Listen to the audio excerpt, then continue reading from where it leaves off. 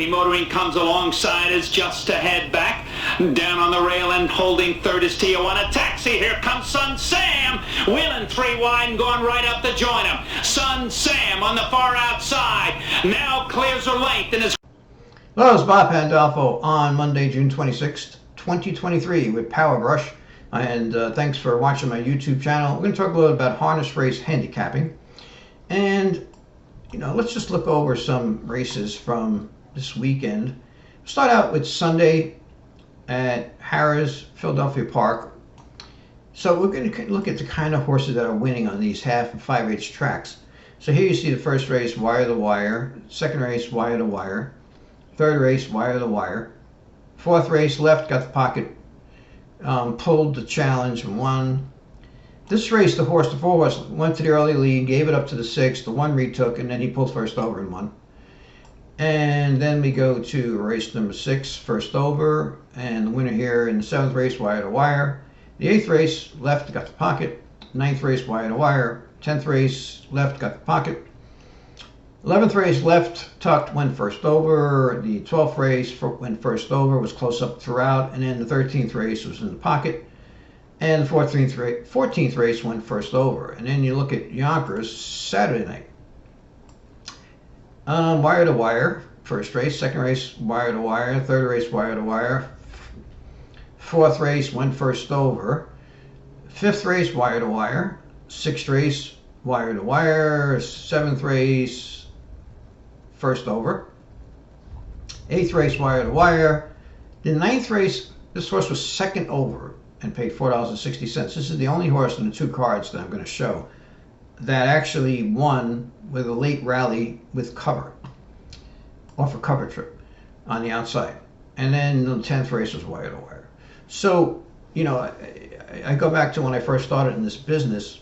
I was betting horses and handicapping, and then I saw that I was getting good, and I ended up getting a job at Sportsite in New York, and I started to make a reputation as a handicapper, particularly harness handicapper at that time. And I was picking a lot of long shots, and I had a really good run, at Yonkers, Roosevelt, and then eventually at the Meadowlands. And especially, when the favorites weren't winning a lot, I had a really good stretch where my best bets were doing phenomenal. A gentleman I met was keeping statistics, and he had me at 25% profit on my 2 best bets a night for over a 7-year period, which is, phenomenal. Very difficult to do. Now in harness racing, it would be, I think, probably impossible. I mean, especially over a period of 7 years, because the thing is you have too many favorites, so it's harder. I was picking a lot of long shots, and I was picking a lot of horses from the outside post, which won a lot more often than they do now. That being said, harness racing is still a good betting sport, when you compare it to, other wagers, other types of wagering that you can do, compared to casino wagering or any other type of wagering. I mean, you have a much better chance spending harness racing than you do with just about any other type of gambling. Thoroughbred racing, I guess you can make a good case for that too. But harness racing, the horses are very consistent. But the way I used to handicap back then for Yonkers and Roosevelt is I would looking mainly for horses that I thought were ready to turn it around. In other words, let's just say a horse was racing, and he was racing, not that great. Not necessarily terrible, but not great. And then I would see something that would kind of make me think, oh, he's turned it around. He's ready to come into form. And then I would make him my best bet, and then I would bet him. And that's how I got good prices, because the form was hidden. I mean, people would look at the past performances and say, oh, he hasn't been racing that good. But I saw something in his last race that made me think, oh, he improved. He's ready. And what happens is the drivers know this. The driver's driving the horse, and the horse is, he's trying to get the horse to go, and he's not really going. And all of a sudden, one week, the driver, asks the horse for something on the final turn, and the horse starts to zip around the turn, say 3 wide, and shows improvement. The next time out, all the good drivers are going to say, oh, this horse is coming around now. I'm going to try, get more aggressive with him. And I used, like I said, I used to get a lot of good prices. And basically what I was doing is, playing a lot of improved form, horses coming into their own. Now, you can still do that, and that in whether you're handicapping harness racing or thoroughbred racing, that's something that you should be looking for. Horses that are ready to get into their good form cycle. Because that's what these horses do. I mean, they go in and out of form cycles, and a lot of times, once they hit their good cycle, they're going to get a certain amount of good races out of that. But the thing is you can't just play them like I did years ago, where I didn't care what post they had. Like if I saw a horse do something in a race while I was watching races at the track, and I said to myself, I'm going to play that horse next week. I didn't care if he got post 8 next week or post 7. I mean, it didn't make any difference. I was going to play him. The only time I wouldn't play him is if he was going off a lot shorter odds than I wanted. But if it was a price, then I was definitely playing him. I didn't care about the post. I didn't care about anything. I didn't care what kind of trip he got. I was playing horses, not position. So now you can't do that anymore, though. Like if your horse has a bad post, like if he has post 8 at Yonkers or any of that half-mile tracks, you pretty much cannot play the horse. Under any circumstances. I just don't play post 8. I actually never played post 7 for years at Yonkers, but now they have the slanted gate. I mean, you could take a shot sometimes. Same thing with post 6. It's been a little better now because they put in the slanted gate. Because you could see Saturday night there were a couple outside. There's a horse from post 7 won, a horse from post 8 won. They got to the lead. The slanted gate helped. But I mean, so basically what you want is horses that you think can leave the gate, or they can go first over. That's what you want. If you have a really strong horse and he has an inside post, there's nothing wrong with going first over. You can't get boxed in that way. And the best thing, of course, is you want a horse that's going to leave. So how do you know? If he's going to leave? Well, naturally, you look at the past performances. You want horses that have good zip. They can get out of the gate quickly, and they show that they can get out of the gate quickly. It also helps if you have a driver that gets out of the gate good. Let's just go over Yonkers.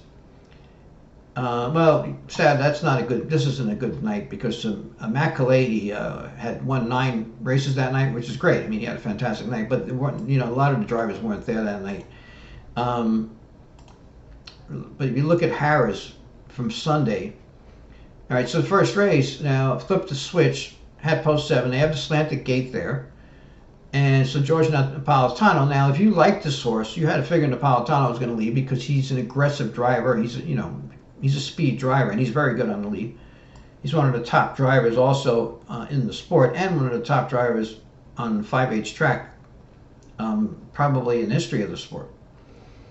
In the second race, you had amateurs. Newton, Yogi Sheridan. He's been leaving it a lot this year. So over here, Tom McCarthy, I don't know if he's a super aggressive driver, but Tim Tetrick had the 1 to 2, so you figured he had to leave. And then Tom McCarthy had the second choice. The third choice. The other horse in the race that was in form, he really didn't have a good post, and he couldn't get out. So basically, the 2 speeds. This is very typical. We have the 2 horses that leave, go one around, first and second around the track. Here, Troy Beyer left. Simon Allard left. He's pretty aggressive. He was riding for Burke. You have to be aggressive. You're riding for Burke. He's the top trainer. Tetrick went first over here because Tetrick wins a lot of races on 5H tracks. McCarthy had post 7. Very smart driver. Went to the lead. The odds obviously dictated to a certain extent. I mean, actually, if you have a contender like this horse, Hayesville, is sharp and fit really well here on class, it would have been stupid not to leave it. I mean, so. A driver like Andy McCartney, he's definitely, besides that, he's a very good driver. He's a very smart driver. So, I mean, he's not going to race this off, he's not going to race Hayesville off the pace here, and not at Philadelphia. So, here, Tetrick, you can see left. Again, he's got a Burke horse. So you have a Burke horse, you're going to drive aggressively. He's the leading trainer in the country. Callahan here left. Again, he's third choice. So, now here, McCarthy left on a long shot, so it's just a smart drive. The 1 to 2 favorite's going to leave. Again, a Burke horse. So this one, if you like this horse and you thought he could leave. Now, in this particular kind of race, though, see, it's a trotting race, first of all. They're usually a little less speed favoring than trotting races. Also, it's only a 6-horse field. If I liked beatniking in this race, I wouldn't have worried too much about the trip, because even if he didn't leave, you can go first over from post 4. So where we really don't want to get stuck as a horse that is not in a position to either leave or go first over, because then you hope that you get a good cover trip. The cover trips are not good anymore on these half-mile track and 5H tracks. You don't want to be, if you're betting horses that are getting second and third over trips, you're going to lose a lot of money, and your horses are going to be going wide on the final turn, and they're going to be going nowhere. They might finish third, but you don't want that. See here, he had an even money shot, Tom McCarthy, but he left, and he got just enough of a situation where he can go first over. Here, the horse was close up. He's even money, so again, he could go first over. Again, like I was saying before, he had post 4. There's only a 6-horse field here. Didn't really have to leave hard because he can go first over. He's got the even money favorite. Here's the 1-2 shot. McCarthy didn't really have to go to the lead because the other informed horse set the pace, so he had a good horse in front of him to carve out the fractions, and he got the trip. So, but my main point is, though, if you're betting these 5H tracks and these half-mile tracks, be careful. All right, so naturally you've got to get a horse that you think's fast enough and fit enough to win the race. But you do not want certain types of trips. You don't want a bad post. If the post is winning at a very low percentage, like post 9, at Pocono, or post 8 at Yonkers, post 8 at Freehold, you just don't want to bet those. I wouldn't bet post 7 at Freehold either, to tell you the truth. The only reason why I might bet some post 7s at Yonkers is because they have a slanted gate now, but even then, I really would have to love the horse. So you want to avoid the low percentage post. You want to avoid any horse that you think doesn't have isn't going to leave the gate unless you think you can go first over. That I can't make it any more simple than that. So you say you like the 5-horse, and you just think, wow, this 5-horse is really coming into his own, but he never leaves, and you've never seen him leave, and let's just say he doesn't have a driver that normally leaves. I wouldn't bet a lot of money on him, because if he doesn't leave, you're probably going to be second over or third over, and you really need a really strong horse to win from off cover, unless there's some kind of tremendously fast pace and the race just falls apart. Now, let's just say you like the 5-horse, and he's the type of horse that can leave. That's different. That's what you want. Now, say you like the 3-horse, and you're not sure he's going to leave. He leaves occasionally, but the thing is, you really think he's the best horse, and he's going off at say 7-2. Well, he can go first over. So you can bet that horse, because unless there's a tremendous amount of levers in the race and you get shuffled back, from post 3 he should be able to go first over. If he's second over, hopefully he'll get a good trip, but it's better if you're betting horses that you think are going to leave. But if you really have a strong horse, and he has an inside post and you think he can go first over, that's okay. As far as favorites, I always say this, and this is really important. You don't want to bet a favorite unless you think the horse can just go first over and win. That's how I gauge favorites. If you have a legitimate favorite, that horse should be able to just march first over and win that race, or go, gun to the lead and wire the field. You don't want to get stuck betting favorites where it's like, I think he can win if he gets the pocket, or I think he can win if he gets the lead and he isn't used too hard to get the lead. No, that's not a good favorite. Now, the problem with that, and the reason why it's not a good favorite, is when the driver has a favorite, and the heavier the favorite, the more chances are the driver is going to drive aggressively. So what happens a lot is, say a horse gets a pocket trip one week and sneaks up the inside and wins and pays $15. The next week the horse comes back in the same class, and instead of being 6-1, he's 6-5, and the driver, instead of trying to sneak up the inside, he's got a lot of money on him, And people want to make sure, the bettors don't like to see their horses, sit in and get locked in or something.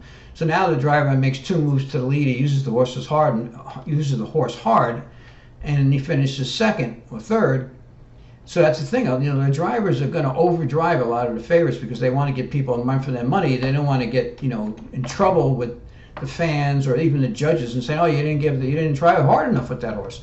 So you're going to get a lot. Favorites are going to get used hard. So that's why I prefer a favorite where I think the horse can endure a difficult trip. But long shots, it's different. So anyway, that's just some of my tips on modern day harness racing. Thanks for watching. Remember, subscribe to my channel. It's free, and I'll have more harness racing and thoroughbred racing videos coming up on my YouTube channel. And this is Power Pace. Thanks.